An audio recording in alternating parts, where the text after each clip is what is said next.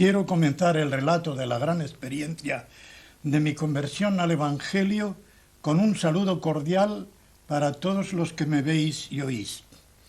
Quiera nuestro Dios y Padre Celestial que todos seáis iluminados por el Espíritu Santo, ya sea para nuevo estímulo en los que ya sois creyentes, o si no sois todavía creyentes, para que obtengáis la convicción de que sólo por fe en el Señor Jesucristo, como vuestro Salvador personal, necesario y suficiente, podéis obtener el perdón de vuestros pecados, escapar de la condenación eterna y vivir por toda la eternidad una vida feliz en compañía del Señor Jesucristo, de los ángeles y de los santos. Yo era hijo de guardia civil y quedé huérfano de padre a los 6 años. Mi madre, como no tenía recursos económicos, buscó trabajo, no lo podía hallar, pero por fin alguien le obtuvo un puesto en unas monjas de clausura como mandadera. Las monjas la admitieron con una condición. Siendo yo niño, tenía que ir al seminario para estudiar la carrera de cura. Y así lo hice. A los 10 años entré en el seminario y durante 13 estuve estudiando allí la carrera para ordenarme de cura. Después estuve en el servicio militar, luego fui cura durante 28 años, de esos 28 años estuve primero de profesor de latín y de griego y después estuve 14 años de profesor de teología dogmática y 13 de canónigo magistral en la Catedral de Tarazona de Aragón. Y ya desde el principio quiero responder a una pregunta que se me hace con mucha frecuencia. ¿Qué es lo que le impulsó a salir de la Iglesia de Roma? A esta pregunta respondo de la manera siguiente. Dios tiene muchos modos y muchos caminos para traer a personas diferentes al único camino de salvación que es el Señor Jesucristo, como Él mismo lo dijo en el Evangelio según San Juan, capítulo 14 y versículo 6. Yo soy el camino y la verdad y la vida.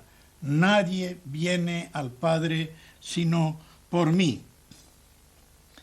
Pero fue a raíz de un estudio sobre el confesionario como mis dudas comenzaron. Resulta que en una academia que tuvimos acerca del confesionario, yo me di cuenta de que el confesionario no existió durante los 3 primeros siglos de la Iglesia. Y por otra parte, el Concilio de Trento definió como dogma de fe que toda persona tiene que confesar todos y cada uno de sus pecados mortales en privado a un sacerdote para obtener la salvación, y que esto es de derecho divino. En otras palabras, que no fue la Iglesia sino Dios, Jesucristo, quien instituyó el confesionario. Pero si este confesionario no existió durante los 3 primeros siglos, ¿cómo pudo la Iglesia ponerlo si era de institución divina? Ante esta contradicción, uno de los dogmas prácticamente más importantes de la Iglesia Católica Romana se me caía por su base. Y como quiera que todos los dogmas católicos romanos tienen una sola base, que es la infalibilidad de la Iglesia y en último término la infalibilidad del Papa, si se me caía uno se me caían todos. ¿Y qué hacía yo entonces? ¿Iba a contactar con protestantes? De ninguna manera, porque lo que me habían enseñado y lo que yo mismo había enseñado acerca de los protestantes era todo lo malo que pueda suponerse. Que eran inmorales, unos herejes que no tenían perdón, sobre todo las calumnias que se dicen y que se decían sobre todo acerca de Lutero y de Calvino, no me hubieran dejado pensar de ninguna forma en hacerme protestante. Entonces me fui deslizando poco a poco hacia el escepticismo, hacia el agnosticismo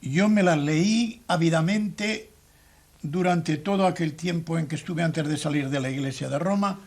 Me la leí 1 vez y media y el Nuevo Testamento me lo leí 10 veces, enterito. Me envió también otra clase de literatura, por ejemplo, el libro de Billy Graham, Paz con Dios, el comentario a Romanos de William Newell, el comentario a Hebreos de Calvino, Christianity is Christ, el cristianismo es Cristo, de Griffith Thomas, y algunos libros más. Yo me los leía ávidamente y me fui convenciendo de que el Evangelio se encontraba en esta parte que no se encontraba en la Iglesia de Roma. No estaba todavía convertido, pero ya comenzaba a estar convencido. Me quedaba una duda. Esta duda era sobre el sacrificio de la misa. Y recuerdo que en mayo de ese mismo año, 1961, en una visita que hice al señor Vila, le dije, mire, me queda una duda muy fuerte. El sacrificio de que habla Malaquías en 1:11 no puede ser más que el sacrificio de la misa, porque dice que es un sacrificio que se ofrece a su nombre en todo lugar y en todos los tiempos. Y sin embargo, el sacrificio del Calvario solamente se ofreció en un momento determinado y solamente en un lugar determinado, en las afueras de Jerusalén. ¿Cómo se explica eso? Y él entonces, con una sonrisa que recordaré siempre, le dio vuelta a la Biblia y en el Nuevo Testamento, en Hebreos 13 y en el versículo 15 me dijo, mire, aquí tiene usted el sacrificio del que habla Malaquías en 1:11. Sacrificio de alabanza, fruto de labios que confiesan su nombre. Me dejó completamente estupefacto no solamente por la forma en que lo hizo, sino por la rapidez en que encontró la cita. Y ya no me quedó ninguna otra duda. Durante todo aquel tiempo, yo iba leyendo todos estos libros, como he dicho antes, me iba convenciendo cada vez más, y por fin, en un día del mes de octubre de aquel año de 1961, yo acepté al Señor Jesucristo como mi Salvador personal. Y los tiempos aquellos en España no eran para que un cura que se saliese de la Iglesia de Roma tuviese libertad para quedarse impunemente en España. Entonces yo tuve que pensar en salir al extranjero. Para salir al extranjero me hacía falta pasaporte porque nunca lo había tenido. Y para tener el pasaporte era preciso que el obispo me firmase el permiso para obtenerlo.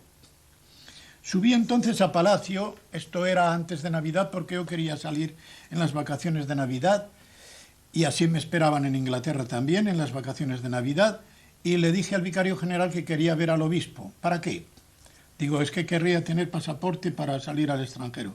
Es inútil, no vayas al obispo porque el obispo no quiere firmar permiso para ningún cura para que tenga pasaporte. En realidad era él, el vicario general, el que instigaba al obispo a que no firmara ningún permiso. Bien, yo comencé a orar y decía para mí, bueno, Dios sabe por qué no permite que yo salga en estas vacaciones de Navidad. Pero Dios es omnipotente. Puede más que todos los hombres, aunque se llamen obispos o papas. Y efectivamente, el 31 de enero de 1962, o sea, al año siguiente, el vicario general murió. Y el nuevo vicario general era un amigo personal mío. Y él mismo me estimuló a subir al obispo. Dice, sube porque ya verás cómo a ti te da permiso para que te firmen el pasaporte. Y efectivamente estuvimos pensando con el rector sobre un plan de estudios que teníamos que presentarle al obispo y el 23 de febrero de ese mismo año de 1962 subimos al obispo y yo vi que estaba bien dispuesto, que estaba satisfecho con aquel plan de estudios que le habíamos presentado y en mi interior hice una oración rapidísima diciéndole al Señor, Señor, esta es mi segunda oportunidad. Y efectivamente, le dije al obispo, mire, señor obispo, yo desearía salir al extranjero para ampliar estudios. Y él me dijo, sí, no hay ningún inconveniente. Baje usted a vicaría y que el vicario general le firme el permiso para sacar el pasaporte. Vi todas las puertas abiertas, bajé y el nuevo vicario general me firmó enseguida el permiso, fui a Zaragoza, obtuve el pasaporte, esto era ya a primeros de marzo, y tuve que esperar hasta junio porque no iba a salir durante el curso. Hubiera sido muy sospechoso que yo quisiera salir durante el curso. El curso se terminaba el 15 de junio de ese año de 1962. Y el 16, el día siguiente, yo salía para Barcelona. Y yo me preguntaba durante aquellos meses, pero Señor, ¿por qué no has permitido que saliera antes? ¿Por qué he tenido que esperar tantos meses aquí, que me parece que han sido unos meses inútiles? Pero no fueron inútiles.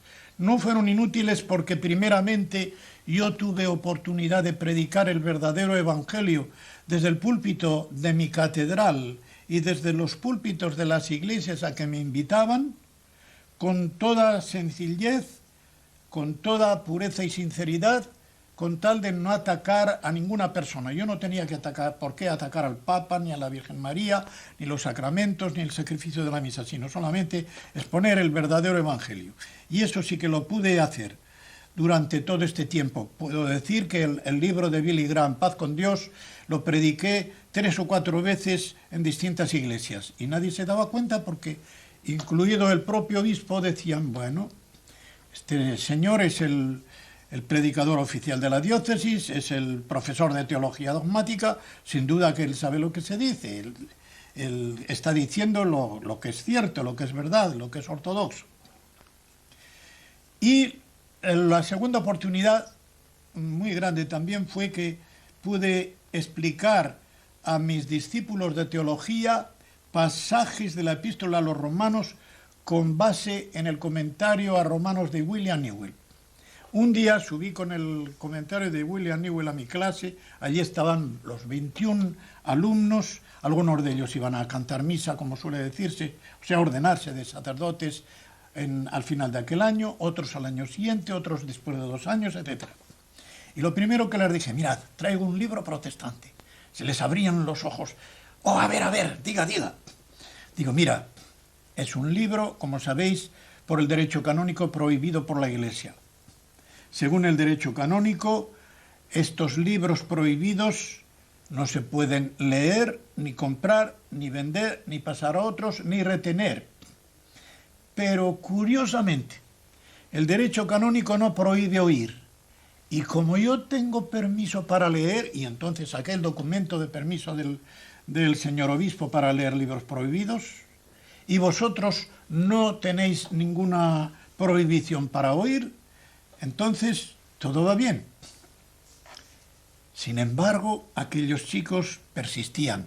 Si nos presta ese libro, lo leemos todos.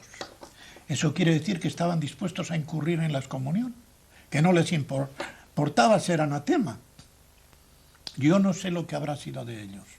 Solo sé que lo que yo pude explicarles fue una semilla que el Espíritu Santo se habrá encargado de ir produciendo y si en sus corazones, y si ellos no ponen ningún obstáculo a la luz que ya comenzaba a entrar, solo Dios sabe lo que en el fondo de esos corazones había. Por cierto, es muy difícil que un cura salga de Roma. Ya es difícil que un seglar cualquiera, si está bien instruido, salga de la Iglesia Católica Romana. Pero un cura, un fraile, una monja, es mucho más difícil que salgan porque hay muchos motivos para que no salgan. La tradición, así me enseñaron mis padres, el no complicarse las cosas de la vida, y sobre todo hay una cosa que impide que muchos curas, sobre todo los más piadosos, salgan de la Iglesia de Roma, y es el temor a cometer un pecado mortal y marchar al infierno para siempre. Porque según la Iglesia Católica, solamente el dudar de uno de los dogmas de la Iglesia ya es pecado mortal. Y por tanto estas personas tan piadosas, antes que cometer ese pecado mortal, no quieren dudar, y cuando les viene una duda, piensan que es una tentación del demonio y dicen fuera. Y claro, al decir fuera, están cerrando sin saberlo ellos mismos, las únicas puertas por las cuales les podría entrar la luz. En cierto modo, y yo lo repito muchas veces, para salir de la Iglesia Católica un cura, un fraile, una monja necesita cierta dosis de rebeldía y decir en un momento dado, bueno, a mí no me importa, lo que sea, y emprender así el camino de la libertad.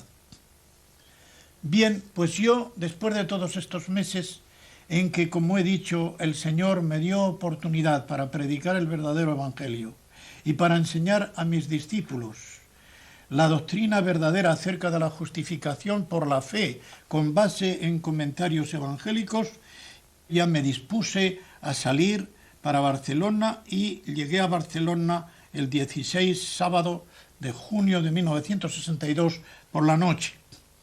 Al día siguiente, domingo, asistí por primera vez a un culto evangélico en la iglesia de Calle Verdi de Barcelona.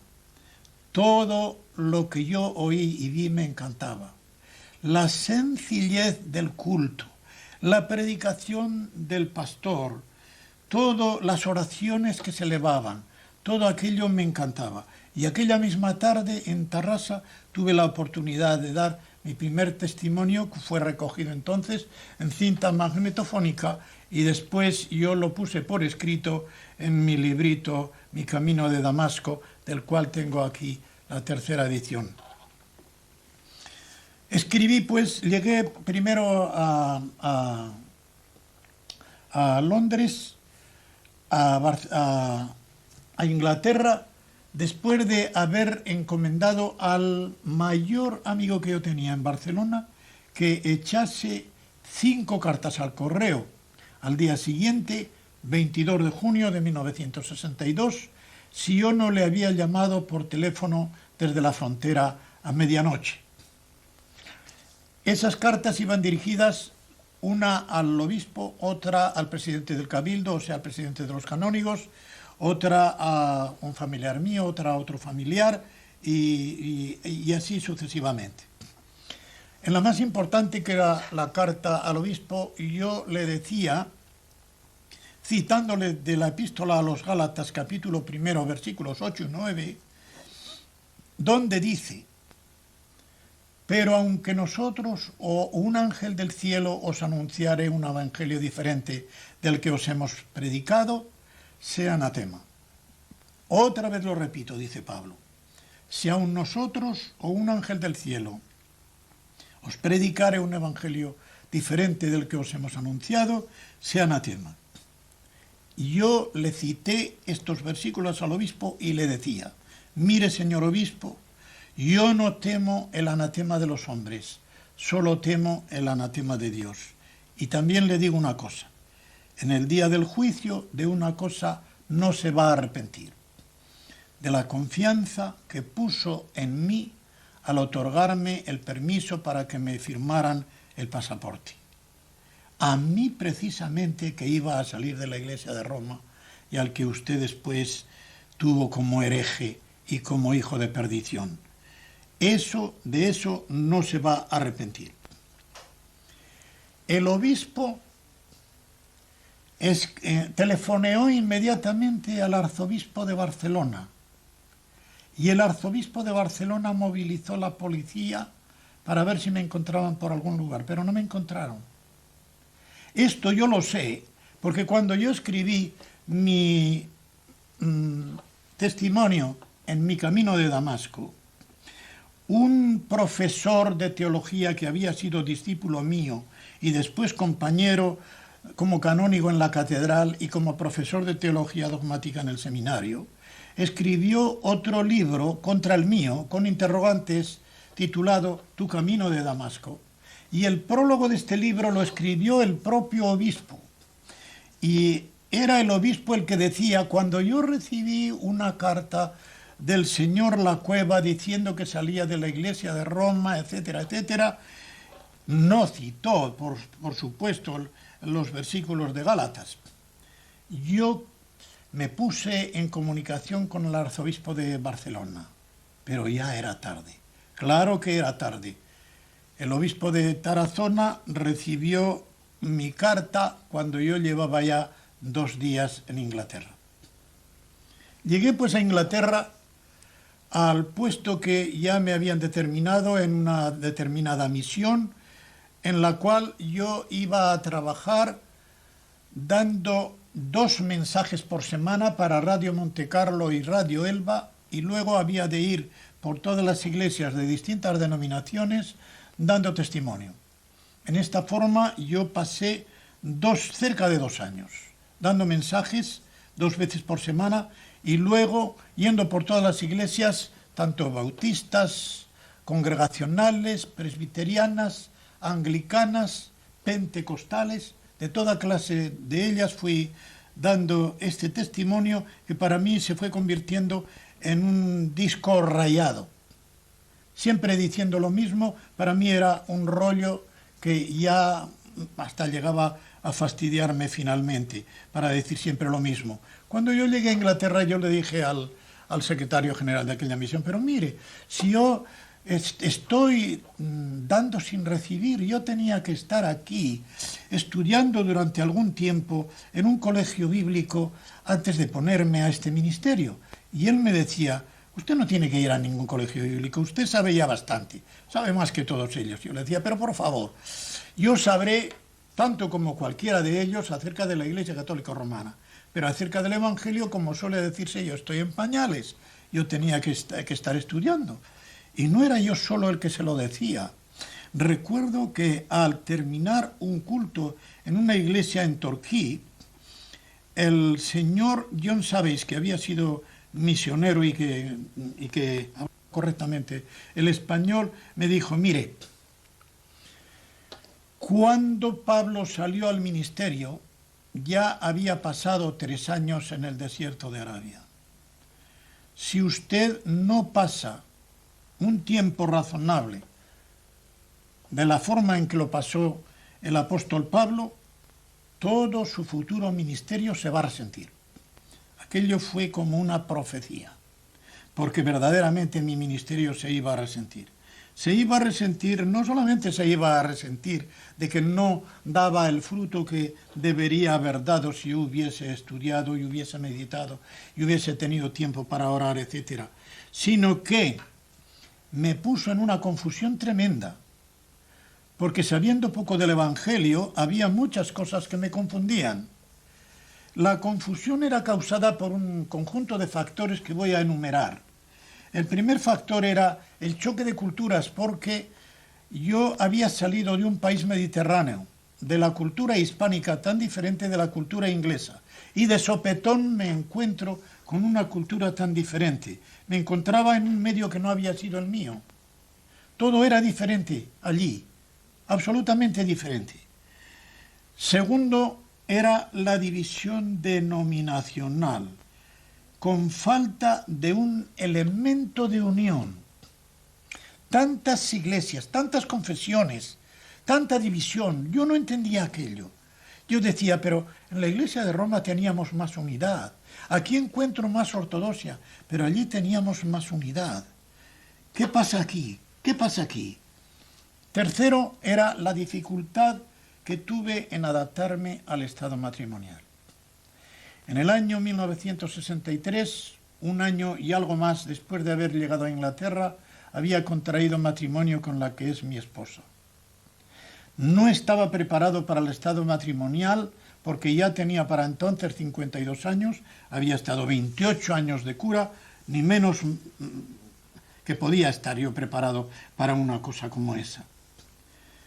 Cuarto fue la explotación de que fui objeto por parte de los que mandaban en el trabajo que yo estaba llevando.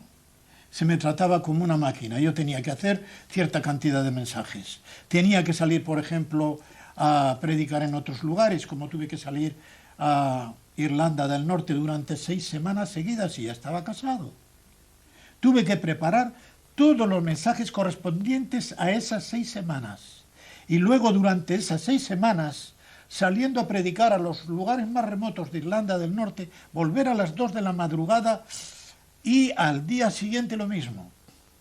Además había una cosa, yo no podía relajarme, porque al día siguiente, en vez de estar relajándome, preparándome para lo que me esperaba en la noche, Yo comencé a escribir y escribía con una avidez. Era para quitarme de la cabeza la misma situación en que me hallaba. Recuerdo que escribía al doctor Lloyd Jones, ya fallecido, diciéndole que me encontraba en una confusión tremenda, cuál era mi condición mental, etc. Y él me contestó diciendo que lo que yo necesitaba era un descanso completo, por lo menos durante un mes. Pero yo no entendía esto. En vez de descansar, todavía trabajaba más. Y además, en la misión donde estaba trabajando me decían, ¿cómo? ¿Descanso? Aquí no se puede descansar. El trabajo tiene que llevarse continuamente, de modo que no hay que pensar en ningún descanso. Entonces yo llegué a una decisión drástica, tremenda. Pensé que el único medio para poner en orden mis ideas era marcharme clandestinamente de Inglaterra y volverme a España. Y así lo hice. El 9 de marzo de 1964, por la noche, yo había llegado a Londres sin decirle nada a mi esposa, sin decirle nada a nadie, y tomé un avión que me condujo a Madrid. Yo pensaba ir a Barcelona, pero no había directo a Barcelona, y fui primero a Madrid, después de Madrid a Barcelona. El que llevaba mi caso, porque yo pensaba que solamente obteniendo la rehabilitación yo podría poner en orden mis ideas, era el arzobispo de Zaragoza. Y el arzobispo de Zaragoza me dijo, mire, usted necesita tiempo para meditar, usted necesita tiempo para estudiar, y es conveniente que esté a mi lado porque yo soy el que llevo mi caso. El obispo de usted no ha querido volver al Concilio Vaticano y a nada más, y entonces yo le voy a poner en un monasterio. Me llevó al monasterio del Paular. Allí estuve durante 4 meses y un día. Luego a él lo ascendieron a arzobispo de Madrid y me dijo, mire, como ahora yo voy a Madrid es conveniente que vuelva otra vez a estar a mi lado y yo le pondré en el monasterio del Paular, un monasterio benedictino que hay al pie de Somosierra, es un lugar estupendo, ya verá qué tranquilo se encuentra allí. Y efectivamente, yo sí que estaba tranquilo y que tuve entonces tiempo de estudiar, de meditar, etc. Más aún, yo estaba preparando cosas de ecumenismo y tal, porque una de las cosas que me habían inducido a salir también de Inglaterra era la posibilidad de reforma en la Iglesia Católica. Había comenzado el Concilio Vaticano, que tuvo lugar desde 1962 a 1965 y parecía que la Iglesia Católica se iba a reformar.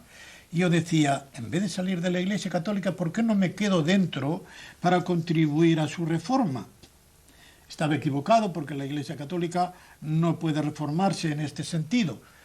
Siempre es la misma y siempre pretende ser la misma, y aunque formule sus dogmas y sus normas de distinta manera, pero son siempre los mismos. Lo único es que los pone con distinta redacción, pero a nadie puede engañar porque son siempre los mismos. Y otra cosa que me había impulsado a salir de Inglaterra era los ataques que constantemente me dirigían curas, monjas, frailes, cuando estaba incluso dentro de alguno de los cultos, me gritaban y me esperaban a la puerta y me decían que era un Judas, que estaba en pecado mortal, que iba directamente al infierno. En fin, todo aquello había contribuido a la confusión que antes he mencionado. Así estaba yo esperando mi rehabilitación y así estuve hasta noviembre de 1966, es decir, más de 2 años y medio. La rehabilitación verdadera nunca llegaba. Y por fin yo ya me cansé. Me fui al prior de los monjes benedictinos del Paular y le dije, mire, yo me voy a Madrid. Me canso ya de esperar tanto. Bueno, usted es libre para hacer lo que le parezca. Efectivamente, me fui a Madrid con un amigo para estar en una pensión baratita, porque yo disponía de pocos fondos, y allí estuve durante 9 meses. Y lo primero que hice en cuanto llegué a Madrid fue ir al arzobispado y decirle al arzobispo que quería pedir la dispensa del celibato. Y él me dijo, sí, sí, vaya usted al vicario general y que le firme la solicitud. Fui al vicario general y recuerdo que estaba allí una mesa llena de sobres, tal, y le dije, mire, quiero pedir la dispensa del celibato. Dice, oh, muy bien, mira, aquí tengo un montón así de grande. Un montón de cartas de curas que estaban solicitando también la salida del ministerio sacerdotal y que querían también la dispensa del celibato. Pues bien, la rehabilitación que nunca llegó la tuve que esperar durante cerca de 3 años. Y sin embargo, la dispensa del celibato la obtuve en 5 semanas. A las 5 semanas de haberla pedido, el vicario general de Tarazona, porque el arzobispo había muerto, vino a una conferencia episcopal a Madrid y me hizo llamar. Yo acudí y él me presentó la dispensa del celibato y a continuación me dijo, mira, esto es lo que estaban esperando y deseando en Roma. ¿Cómo que estaban deseando en Roma que yo me saliera de cura? Sí, lo estaban deseando porque tu caso era un obstáculo para el ecumenismo. ¿Un obstáculo para el ecumenismo? ¿Es que soy una persona tan importante como para que mi caso cree una barrera para el ecumenismo? Sí. Yo no entendí aquello y no lo entendí en realidad hasta que mi mujer vino a Madrid y me explicó la cosa como era. Se me dio pues la dispensa del celibato y allí estuve durante aquellos meses en Madrid.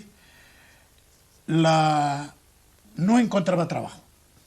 Al final de esos 9 meses, un cura que había sido discípulo mío en el seminario me obtuvo un par de lecciones privadas, particulares, pero aquello no me llegaba para nada. El dinero que yo había sacado antes ya me estaba escaseando. Me encontraba sin fuerzas, me encontraba sin dinero, me encontraba sin salud, me encontraba sin esperanza. Y por cierto me encontraba sin salud porque cuando llegó mi esposa el 18 de julio de 1967, yo estaba en cama con una tremenda gastritis. Y ella llegó, y voy a explicar por qué. Durante este tiempo en que yo estaba en los monasterios no habíamos tenido ninguna comunicación, porque en cuanto me encerraron en el primer monasterio, lo primero que se me dijo es que no tuviese absolutamente ninguna comunicación con mi familia. Así que sí que se cortó toda relación con mis familiares. Y ya el 3 de marzo de ese mismo año de 1967 se cumplían los 3 años desde que yo había dejado Inglaterra, desde que yo había salido de mi casa y desde que yo había abandonado a mi esposa. Para entonces mi esposa ya tenía una niña de 2 años y medio, a la cual yo no la conocía hasta que no tenía 2 años y 10 meses, en agosto del año 1967. A mí me decía el arzobispo de Madrid, mire, es que su caso se resolvería antes y mucho más fácilmente si usted pidiera el divorcio. Yo le decía, pero mire, yo no tengo ninguna causa para pedir el divorcio, no tengo ninguna causa que alegar contra mi mujer. Y a mi mujer le decían lo mismo. ¿Por qué no pides el divorcio? Mira, ya se han cumplido 3 años desde que se marchó tu marido, se marchó sin decir nada, y según la ley, a los 3 años, por deserción, ya se puede pedir el divorcio. Pero ella, que comprendía mi situación, decía, no, yo primeramente soy cristiana y no creo en el divorcio. Y segundo, yo comprendo completamente la situación de mi esposo, su situación interior, y no tengo ningún motivo para pedir el divorcio porque yo sé que él no se ha marchado por ir con otra mujer ni por ninguna otra cosa que sea una causa para pedir el divorcio. Pero ya el médico le dijo, mire que hay que tomar alguna solución porque esto no puede ser. Ella comenzaba a resentirse tremendamente de su salud, tenía un trabajo imponente, además el tener que cuidar de nuestra hija, todo se acumulaba para que sus nervios tuviesen una condición muy mala. Y entonces ella se entregó a la voluntad del Señor y contra todo pronóstico por mi parte, e incluso contra los consejos que le daban, se presentó en Madrid. Un día, el 18 de julio de 1967, con una prima suya y un vicario anglicano que después salió de la comunión anglicana para ser pastor bautista, vinieron a Madrid y después de llegar allí, primeramente vino a verme el pastor anglicano. Yo salí en pijama como estaba, sin afeitar, y él me dijo que había llegado mi esposa y si estaba dispuesto a recibirla. Yo dije, está bien, ¿qué le parece si viene a las 6 de la tarde? Muy bien. Entonces yo me afeité y esperé a las 6 de la tarde, bajé 5 minutos antes, ella también subía por las escaleras cuando nos encontramos y subimos arriba y comenzamos a orar juntos, a leer la Biblia, los himnos que tantas veces habíamos cantado en Inglaterra, me enseñó muchas fotografías de nuestra hija y ya concluimos en que yo renovaría otra vez el pasaporte y sacaría el billete de avión para salir cuanto antes de Madrid y llegar otra vez a Inglaterra. Efectivamente, ellos se tuvieron que marchar antes y yo saqué billete para avión para agosto, para el 12 de agosto. Y entre tanto estuve ordenando algunas cosas y saqué el billete con dinero que mi mujer misma me había dado. Renové el pasaporte, como he dicho, y se presentó una tentación muy grave precisamente antes de salir. No había podido tener trabajo durante tanto tiempo. Y precisamente 4 días antes de tomar el avión para volver a Inglaterra, se presentan unos señores de San Lorenzo del Escorial y me ofrecen una cátedra de latín y de griego. Era una tentación tremenda, porque precisamente mi especialidad mayor, más aún que la teología, era el latín y el griego. Y yo les dije, mire señores, han llegado tarde. Ya tengo los billetes para el avión para llevarme a Inglaterra y allí tendré trabajo. Salí pues para Inglaterra. Y mi esposa me explicó por qué mi caso era un obstáculo para el ecumenismo, según había dicho el vicario general.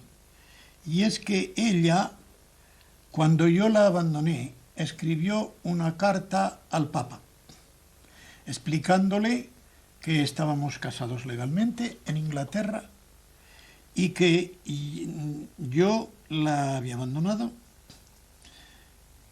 y que había que poner algún remedio a esa situación.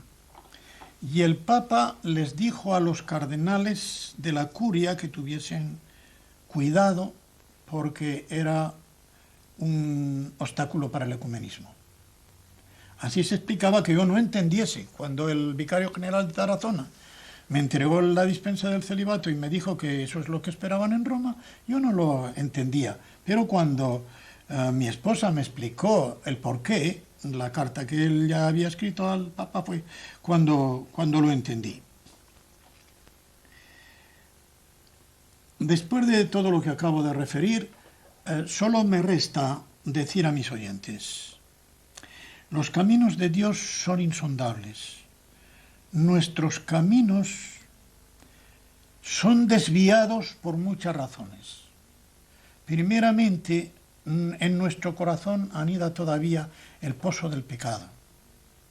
En lo más profundo de nuestro corazón está el egoísmo, está la autosuficiencia, está la rebeldía contra Dios. Y eso solamente lo puede quitar el Espíritu Santo. Solamente la convicción que el Espíritu Santo pone en el corazón de una persona es la que puede hacer que esta persona crea, se arrepienta y se entregue al Señor. Y esto es lo que tantas personas tienen que entender y no lo entienden. Hay muchas personas que quieren forzar a católicos romanos, sobre todo a curas, frailes, monjas, etcétera, a que acepten el Evangelio, y hasta se enfadan cuando no lo aceptan. No se dan cuenta de que este trabajo no es un trabajo humano, es un trabajo divino. Es una cosa que Dios mismo la hace en el fondo del corazón. Los predicadores o los que dan testimonio ante un católico romano solamente pueden sembrar, solamente pueden regar, pero el crecimiento, como dice el apóstol Pablo, el crecimiento interior solamente lo puede dar Dios. Y esto es algo que yo insisto mucho, en que se tenga mucho cuidado cuando un cura o una monja o un fraile va a salir o quiere salir de la Iglesia Católica porque ha encontrado cierta luz. Hay que cuidar en qué forma se le trata. Hay que tratarle con afecto, con seriedad, pero sobre todo con mucho tacto. Con mucho tacto, no haciendo preguntas inconvenientes, como sé que se ha hecho a algunos, sino poco a poco, llevándole primero a aceptar las verdades fundamentales de la fe. Y solamente cuando ha comprendido bien esas verdades fundamentales, lo que es la salvación de pura gracia mediante la fe, lo que es el arrepentimiento, la justificación, cuando ha entendido todas estas cosas, poco a poco se le puede introducir a todo lo demás, pero no antes, no antes. Y el único modo de acertar siempre en nuestra vida es ponernos en manos de Dios, pedirle que Él nos ilumine con su Santo Espíritu y encomendarle a Él la obra porque es suya. Por eso leemos en el Salmo 37 y en el versículo 5, encomienda a Yahvé tu camino y Él actuará. Esto es lo que yo quiero dejar ahora en la mente y en el corazón de todos los que me veis y me oís. Encomendad al Señor vuestro camino y Él actuará, pero sed sinceros con Dios y sed sinceros con vosotros mismos, y que Dios os bendiga con sus más ricas bendiciones. Amén. Y como tantas veces he mencionado a mi esposa, y ella está aquí presente, yo querría ahora presentarla también a vosotros, para que la veáis.